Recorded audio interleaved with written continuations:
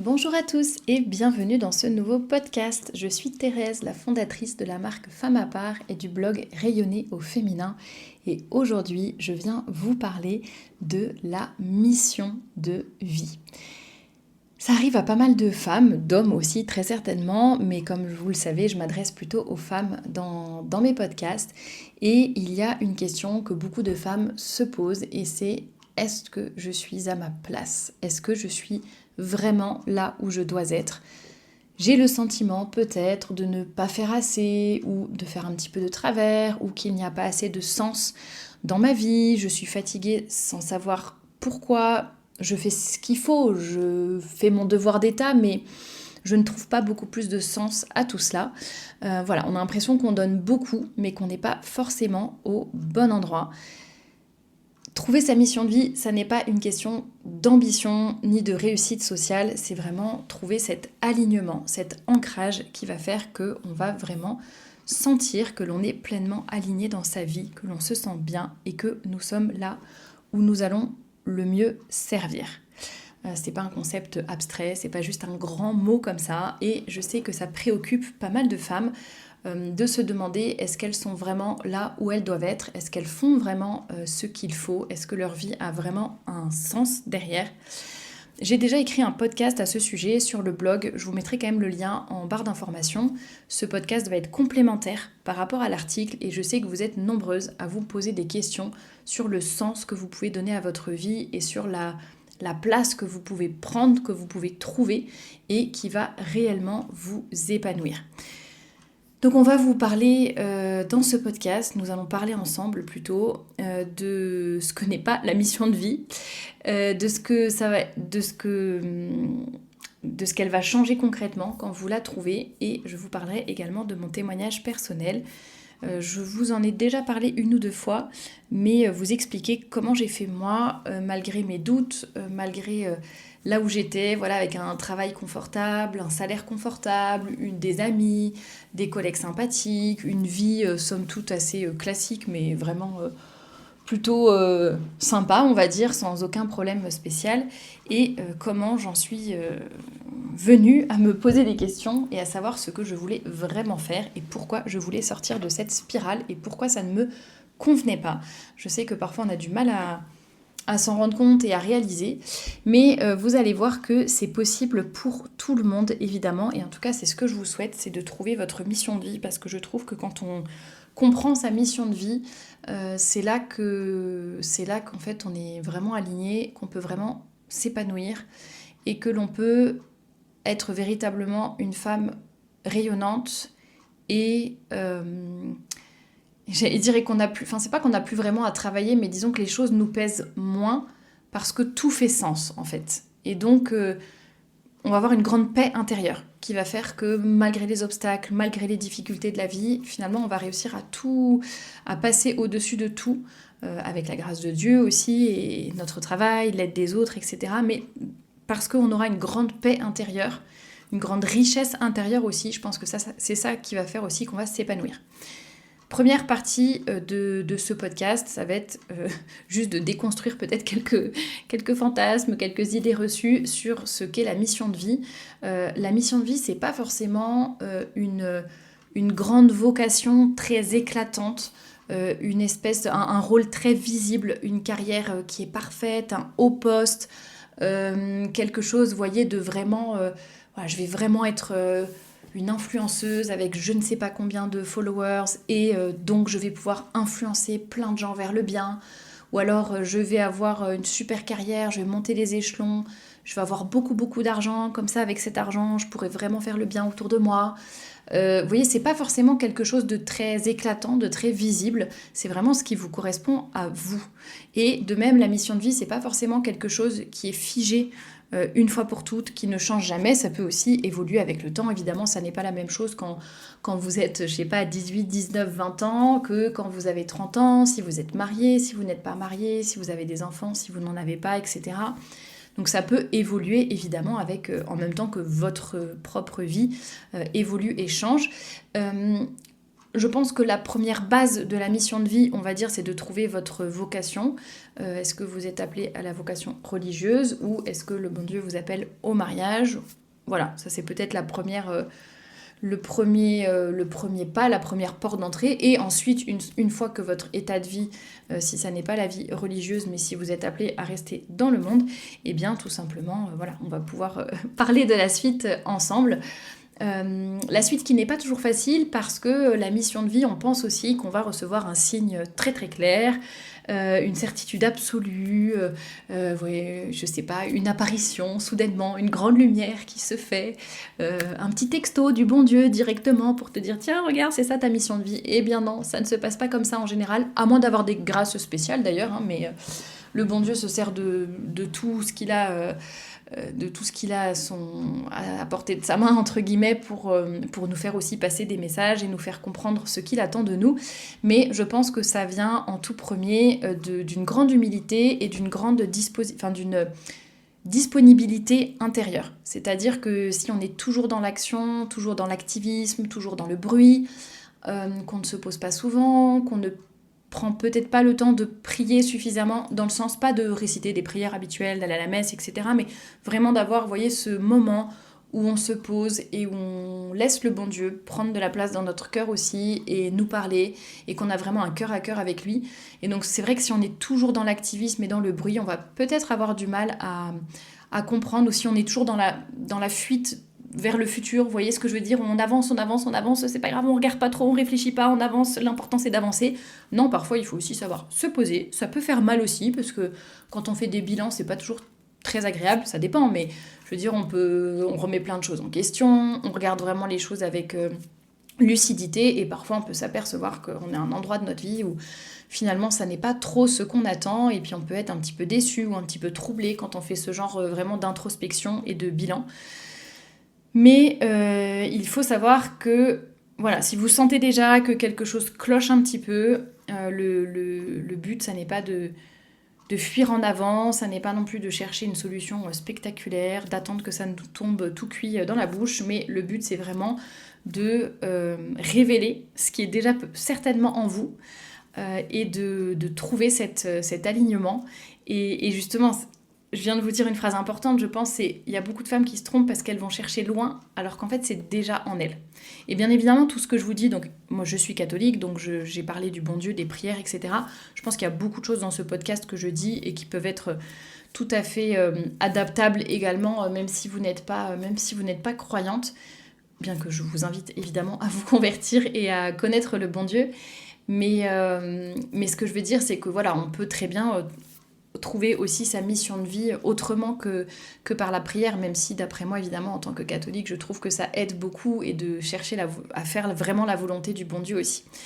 Et donc, quand on trouve cet alignement, justement, je vous ai parlé de sérénité, de paix intérieure en introduction, c'est vraiment ça, parce que quand on est aligné, la fatigue n'est pas la même, les efforts que l'on va faire ou les sacrifices ne vont pas nous vider de la même façon, parce que tout aura un sens et on aura vraiment un objectif, et on fera tout pour atteindre cet objectif. Et en fait, il y aura une certaine exigence, ça va pas forcément être facile, mais en tout cas, il y aura une grande paix. Et c'est un peu, vous voyez, il y a une phrase qui est assez connue et qui dit « Trouvez un travail que vous aimez et vous n'aurez plus à travailler un seul jour de votre vie ». Ça rejoint un petit peu cette idée, dans le sens où quand on a une passion, quelque chose qui va vraiment nous motiver et nous porter en fait, bien sûr, il y aura quand même des épreuves, il y aura quand même des obstacles, des difficultés, des nuits un peu plus courtes ou je ne sais quoi, hein, même si c'est le métier de vos rêves. Mais vous voyez, la passion va vraiment vous porter. Là, c'est un petit peu pareil par rapport à la mission de vie. Je trouve qu'on ne voit pas la vie de la même façon, et que cette grande paix intérieure, cet alignement va vraiment nous porter, nous ancrer. Je vous parlais d'ancrage aussi en introduction, donc il faut penser ancrage, alignement, objectif, etc. Si ça peut vous aider à réfléchir à toutes ces choses. On n'est pas en train de se forcer, on n'est pas en train de s'adapter en permanence, on n'est pas en train de dire allez, faut que ça marche, donc j'y vais, j'avance, vous voyez, la fuite en avant dont je parlais. C'est vraiment une cohérence qu'on va venir chercher. Pour reprendre aussi ce que je disais un peu, mais avec des mots beaucoup plus beaux, c'est ceux de Saint-Augustin. Je vous les ai déjà donnés, c'est la paix, c'est la tranquillité de l'ordre. c'est pas l'absence de combat, c'est pas l'absence d'obstacles, c'est juste la tranquillité de l'ordre. Donc quand tout est aligné, on a une grande paix intérieure. Et vous voyez, moi, cette différence, on va dire, entre ma vie d'avant et ma vie de maintenant, le moment où j'ai trouvé ma mission de vie, on va dire, et ben j'ai tout de suite compris et ressenti toute cette paix intérieure. Alors ça s'est pas non plus fait en 2 secondes et j'ai pas tous les problèmes de ma vie qui d'un coup se sont évanouis. Mais vous voyez, petit à petit, au fur et à mesure des mois et des années, parce que ça prend quand même un petit peu de temps, mais au fur et à mesure des années, j'ai vraiment fini par trouver cet alignement, cet ajustement, et en fait, tous les obstacles sont tombés les uns après les autres. Avant de trouver ma mission de vie, donc je pense que vous l'avez peut-être compris, mais ma mission de vie, je pense que c'est vraiment femme à part, c'est vraiment aider les femmes à rayonner au quotidien, transmettre ce que j'ai reçu, les aider à rayonner, que ce soit à travers les vêtements que je vais créer, le conseil en images, le profiling, tout ce que je mets en place, tout le contenu que je propose sur les réseaux sociaux, à travers ces podcasts, etc. Le but étant vraiment, bon, je vais le répéter, mais enfin, c'est vraiment ça, c'est aider les femmes à rayonner au quotidien, dans tous les aspects de leur vie, les aider à s'épanouir dans leur féminité, les guider justement vers leur mission de vie, vers plus de paix intérieure, vers toutes ces thématiques dont je vous parle. Et au final, au-delà de faire rayonner au quotidien, le grand parapluie, on va dire, au-dessus de cette mission, encore plus haut, c'est vraiment d'aider les femmes à devenir non seulement des saintes, mais vraiment de grandes saintes. Donc ça, on va dire, c'est ma mission de vie. Vous voyez, en toute... voilà, une mission de vie sympathique, sans pression, toute simple. Vraiment, il n'y a pas de souci. Non, voilà, mais je vous donne vraiment le grand chapeau, je sais pas comment dire, mais après ça se concrétise de plusieurs façons différentes. Mais c'est vraiment ça, en tout cas, que moi je ressens et que je prends pour moi et que j'essaye d'accomplir cette mission au quotidien dans toutes mes actions. Et avant de trouver cette mission de vie, je me posais beaucoup de questions. J'avais un métier confortable, un salaire confortable, tout ça, une vie équilibrée, pas de problème, des études qui m'avaient plu, un métier qui me plaisait à peu près, pas de soucis. Et il se trouve que c'était une période au bureau, il y avait un peu moins de choses à faire. Au début, c'est sympa, au début, quand on a un peu moins de pression et de choses à faire, bon, on met un peu de l'ordre dans les dossiers, on fait du tri, on se remet bien à jour dans tout. Enfin, vous voyez, c'est assez agréable au début quand ça se calme un petit peu le rythme, et puis après, au bout d'un moment, c'est quand même un petit peu trop calme. Et donc, je me disais, ça m'a poussée à réfléchir, tout simplement, ce calme. C'est pour ça que je vous dis, faites attention, parce que l'activisme et la fuite en avant, ça peut faire qu'en fait, on ne prend pas le temps de réfléchir à toutes ces choses, alors que c'est super important. Moi, dans mon cas, c'est la vie qui m'a mise, entre guillemets, devant le fait accompli, enfin, avec ce moment calme. Et ça m'a fait réfléchir et je me suis dit, bah voilà, métro, boulot, dodo. Alors je pense que je fais correctement mon devoir d'état, je dis mes prières, j'essaye de faire plaisir au bon Dieu, d'être une bonne chrétienne, de bien travailler, d'avoir des loisirs, enfin que tout soit équilibré dans ma vie, ok. Mais je sentais que c'était assez tiède et je me disais, mais en fait, je n'ai vraiment...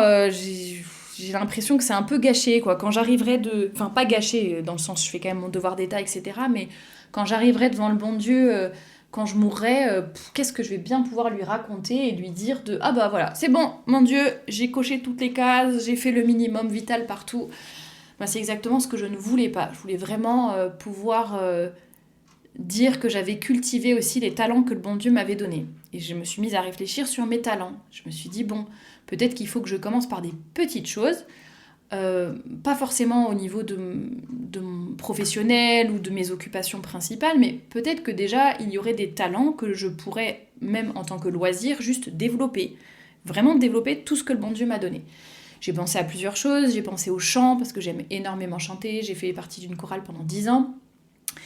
Je me suis dit, bah, j'aime beaucoup chanter, mais je pense pas non plus avoir le niveau pour faire une carrière en chant ou... Mais peut-être qu'il faudrait quand même que je prenne des cours de chant, que je développe vraiment, enfin pas professionnellement, mais que je développe un petit peu plus ce côté-là. J'ai pensé au piano, parce que j'ai fait du piano et du solfège quand j'étais petite. Je me suis dit, bah, peut-être que je pourrais développer ça aussi et pousser un petit peu plus loin mes compétences en piano. De toute façon, ça faisait des années que j'en avais pas fait. Mais vous voyez, j'ai essayé de penser un petit peu aux talents, aux dons que j'avais reçus, les choses pour lesquelles j'étais douée, et puis... enfin douée, ou en tout cas j'avais à peu près une affinité, puis je me suis dit, En fait, voilà, c'est comme ma vie, quoi. Il n'y a rien où je suis vraiment très forte, où je sors du lot, où oui, je peux être bonne dans pas mal de petites choses. Je sais un petit peu chanter, un petit peu faire du piano, un petit peu ceci, un petit peu cela, mais il n'y a pas un grand truc. Vous voyez, je voyais pas une grande carrière ou un grand domaine particulier dans lequel vraiment je pouvais sortir du lot et faire quelque chose de particulier. Bon, voilà, tout ça pour vous montrer un petit peu mes prises de conscience, la façon dont j'ai réfléchi, etc. Et puis après, j'ai réfléchi un petit peu plus à d'autres talents que j'avais. Je savais que j'étais plutôt douée pour la communication, que j'aimais beaucoup écrire. Bon, la communication, c'était mes études aussi, c'était mon master. Et j'ai réfléchi que j'aimais beaucoup écrire, qu'a priori j'étais douée pour ça. Souvent, on me disait que j'avais du talent pour un peu raconter les choses, saisir les petits détails, être assez attentive, que j'avais une certaine finesse psychologique, etc. Enfin, pas mal de petites choses. Je m'intéressais évidemment au domaine du conseil en image, du vêtement, de l'habillement, de la féminité, mais d'une féminité épanouie, rayonnante, qui n'est pas coincée, d'une modestie qui est pas non plus vieillotte ni quoi que ce soit, mais d'être décente tout en étant jolie, etc. Et donc j'ai réfléchi à toutes ces choses-là et je me suis dit que j'allais créer Femme à part. Enfin, pas Femme à part directement, je me suis dit que j'allais créer un blog. Et après, voilà, j'ai eu toute une réflexion sur le nom, sur pas mal de choses, et je suis vraiment partie de zéro. Mais de zéro, zéro, zéro, quoi. Zéro abonné, rien du tout. J'ai construit mon petit blog, et puis au fur et à mesure des messages que je recevais, je me suis rendu compte qu'il y avait une énorme attente par rapport à ça, beaucoup de demandes. Et c'est là qu'au fur et à mesure, j'ai affiné mon projet. Après ce moment de bascule, on va dire, et cette prise de conscience, j'ai vraiment tout mis en place, tout. Et puis voilà, ça fait 10 ans maintenant, donc les choses ont changé. J'ai même créé mon entreprise pour pouvoir en vivre, etc. Ce qui n'était pas du tout le but au départ, hein. Le but, c'était d'avoir comment dire, une mission à côté dans laquelle je pouvais me donner, qui donnait du sens à ma vie. Et c'était vraiment, vous voyez, un à côté, quoi. Enfin, je vais pas dire un loisir parce que c'était quand même beaucoup de travail, mais c'était quand même plus comme un loisir. C'était un à côté. Et au fur et à mesure, vous voyez, ça s'est affiné. C'est pour ça que je dis la mission de vie, c'est pas non plus quelque chose de figé où d'un coup il y a tout qui se met en place, ça se fait en 2 secondes, etc. C'est pour vous encourager aussi à réfléchir, à poser les premiers jalons, à poser les fondations, à avancer petit à petit. Enfin, ça va dépendre de vos projets, mais ça peut vraiment se faire comme ça aussi, voilà, de cette façon, progressive, on va dire. Et donc, j'ai pas, comment dire, je n'ai pas changé qui j'étais, mais on va dire que j'ai changé ma vision de la vie. Et je me suis sentie vraiment alignée parce que enfin, je faisais quelque chose qui avait du sens. Et enfin, tous mes talents que j'avais reçus du bon Dieu, je dis pas du tout ça orgueilleusement, mais il faut savoir reconnaître les talents qu'on a. J'ai réussi, je pense, à utiliser tous les divers talents que j'avais, encore une fois, qui n'étaient vraiment pas du tout spécialement poussés dans leur domaine, mais plein de petits talents réunis, même si j'étais pas excellente dans chacun des domaines. Mais voyez, tout réuni, ça collait parfaitement. Le puzzle était enfin reconstruit. Et avec la mission derrière, les grâces du bon Dieu, tout ça, et bien voilà, ça m'a permis de construire un beau projet. Et donc de comprendre que la mission de vie, c'est pas juste tiens, je vais décider d'une carrière, je vais me donner un objectif de vie à plus 5 ans, plus 10 ans, plus 15 ans, et puis voilà, tiens, ma mission de vie, ça va être trouver un mari, me marier, avoir des enfants. Vous voyez, c'est un peu trop flou. Il faut vraiment trouver quelque chose, je trouve, de personnel, qui colle à ce que vous êtes, au talent que vous avez reçu, qui colle à l'appel que vous entendez aussi, si jamais c'est quelque chose d'assez particulier ou de lié à la foi, etc. C'est d'être fidèle à qui vous êtes. Je voudrais dire aussi que ça fait quand même sortir de... Ça peut faire... Enfin, comment dire, ça peut quand même faire sortir de sa zone de confort, c'est-à-dire que je vais pas vous mentir en vous disant « Ah bah moi c'était exactement tous mes talents, tout ce que je savais faire, donc j'ai juste tout réuni, j'ai lancé mon truc et hop hop hop, ça marche et tout va bien ». Bien sûr, il y a certains domaines dans lesquels je pense être compétente et professionnelle et tout ce qu'on veut, donc voilà, ça fonctionne assez bien. Mais par exemple, créer son entreprise, ça je vous l'ai déjà raconté, mais pour moi c'était vraiment un saut dans le vide et c'était vraiment très très très très difficile. Je commence à m'habituer à cette idée, ça fait 5 ans que j'ai mon entreprise, ça va, je commence à être à peu près à l'aise avec cette idée. Mais non, mais c'est sérieux ce que je vous le dis, je le dis en riant parce que je me moque de moi-même, mais je veux dire, il y a quand même, c'est pas parce qu'on est aligné et qu'on a trouvé sa mission de vie qu'il ne va pas y avoir des moments difficiles. qu'il ne va pas y avoir des moments de doute, qu'il ne va pas y avoir des moments où vous aurez une énorme charge de travail, où vous devrez prendre des risques, où oui, voilà, vous aurez des moments de doute ou de difficulté. Mais d'un côté, je trouve que quand on est vraiment ancré, aligné, que l'on sait où l'on va et qu'on est fidèle à ce qu'on a reçu, qu'on essaye de le transmettre et tout ça en plus sous le regard du bon Dieu, je pense qu'en fait on a toujours les grâces nécessaires pour réajuster si besoin. Et au fur et à mesure de mon parcours, d'ailleurs, j'ai toujours eu à un moment ou à un autre les bonnes personnes pour me mettre un coup de pied aux fesses quand c'était nécessaire, m'encourager quand je baissais les bras, me montrer une direction à laquelle je n'avais peut-être pas pensé, me faire sortir de ma zone de confort, enfin voilà, plein de choses comme ça qui font que voilà, ça aide à avancer. Et les questions qu'on peut se poser, c'est vraiment qu'est-ce qui m'a été confié, quoi. Qu'est-ce que j'ai reçu comme talent, quel est ce petit trésor qui m'a été confié et que je peux transmettre, que je peux redonner aux autres d'une certaine façon. Qu'est-ce que je fais naturellement et facilement pour les autres, ou pas pour les autres forcément, ou dans ma vie en général. Quelles sont mes facilités.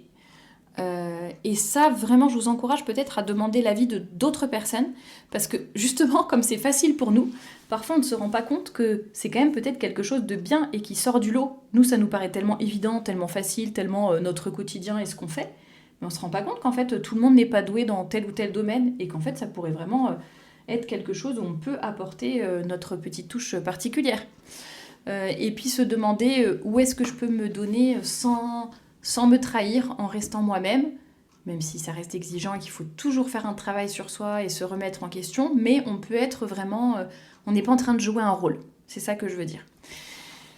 Donc voilà, la mission de vie en général, c'est quelque chose qui va nous dépasser, peut-être un petit peu, qui va peut-être nous dépasser, mais en tout cas qui ne va pas nous écraser. Et vraiment repenser à ces mots d'ancrage, d'alignement, de grande liberté, de grande paix, de grande sérénité. Et ça n'enlève pas le travail, les obstacles, les risques, tout ce qu'on veut, mais en tout cas, on a cette grande paix intérieure et qui nous aide en fait à discerner. D'ailleurs, pour discerner, on peut aussi faire des retraites de Saint-Ignace, ce genre de choses, parler à son confesseur, comme je le disais, demander aux autres qu'est-ce que tu penses de moi, quels sont mes points forts, où est-ce que tu m'imagines, etc. Enfin, il y a vraiment plein de choses possibles. Vous pouvez aussi évidemment avoir recours au service de Patricia, qui est donc notre experte profileuse qui est arrivée dans l'équipe Femme à part au mois de septembre, qui a déjà aidé beaucoup d'entre vous sur le plan professionnel, sur le plan relationnel, etc., familial. Donc elle peut vous aider aussi à trouver, alors pas forcément la mission de vie, mais en tout cas quels sont vos talents, ce pourquoi vous êtes faite, naturellement quelles sont vos compétences, vos facilités, ce que vous pourriez faire, etc. Si ça peut vous aider à avoir un regard plus professionnel, qui a peut-être plus de recul. Et si vous souhaitez avoir recours au service de Patricia, bien sûr, je vous mets toutes les informations juste en dessous de ce podcast. Je vous mets le lien vers la page de la boutique qui explique bien son métier, ses compétences et puis toutes les façons différentes dont elle peut vous accompagner pour vous aider. Et puis ça vous aidera ensuite à décider et à trouver quelle est votre mission. Mais vraiment, je vous invite à vous poser en fait pour réfléchir à ces choses-là, à ne pas avoir peur, à faire un petit peu de silence, à ralentir. Voilà, on n'est pas là pour inventer quelque chose, mais vraiment pour accueillir en fait ce qui est déjà en vous probablement, puisque la mission de vie c'est basé sur qui vous êtes, sur vos talents, sur ce que vous avez reçu, sur ce que le bon Dieu attend de vous, et en fait tout ça c'est déjà en vous. Parfois on a du mal à le voir, parfois c'est un petit peu brouillé, c'est un petit peu difficile, mais je vous assure que vous n'avez plus qu'à l'accueillir. Donc voilà, je vous encourage, ne vous comparez pas aux autres, ne vous dites pas « Ah, j'aimerais trop être comme Thérèse, faire un truc comme ça, trouver comme ci, comme ça, et que ça se passe de la même façon. » Non, on est chacune différente. Voilà, moi, c'est mon parcours, c'est ce que j'ai décidé de faire, etc. Et d'ailleurs, je peux en vivre aujourd'hui, donc merci mon Dieu, c'est une grande grâce, mais je suis fière aussi parce que c'est aussi mon travail et tout ce que j'ai accompli. Mais voilà, demandez-vous, sans vous comparer, qui suis-je vraiment et comment est-ce que je peux me mettre au service des autres, pas dans un sens de sacrifice et d'être la serpillière qui fait tout pour tout le monde, hein, mais dans un sens comment je peux mettre mes talents au service du monde, de la famille, de la société, peu importe comment vous le voyez, mais voilà. Dites-moi en commentaire si si ça vous parle un petit peu, cette histoire de mission de vie, si vous l'avez trouvée, si vous vous sentez aligné, si vous êtes peut-être en recherche, voilà, n'hésitez pas à à me donner votre avis sur ce sujet. Ne vous mettez pas la pression là-dessus. Dites-vous plutôt que c'est pas une pression, c'est une invitation, on va dire, à être vraiment pleinement soi-même. Et c'est pour vous, pour les autres, pour le bon Dieu. Et en tout cas, l'idée, c'est vraiment d'être aligné, d'être en paix et de trouver une mission qui va vraiment vous animer. Et d'ailleurs, c'est pas forcément une mission qui va se transformer en... Comment dire, vous n'êtes pas forcément appelé à avoir une mission de vie dont vous pouvez vivre, qui va se transformer en votre métier, etc. Hein. Ça, c'est mon parcours à moi, mais ça peut être le cas pour d'autres personnes, mais ça peut être aussi juste votre mission, ce qui vous anime, ce que vous faites, sans que ce soit rémunéré. Et c'est ce qui va donner du sens à votre vie. En tout cas, je vous souhaite de trouver votre mission de vie, d'être une femme rayonnante et de faire le bien autour de vous. Et évidemment, je nous souhaite à toutes de devenir des grandes saintes et je vous dis à très bientôt pour un nouveau podcast.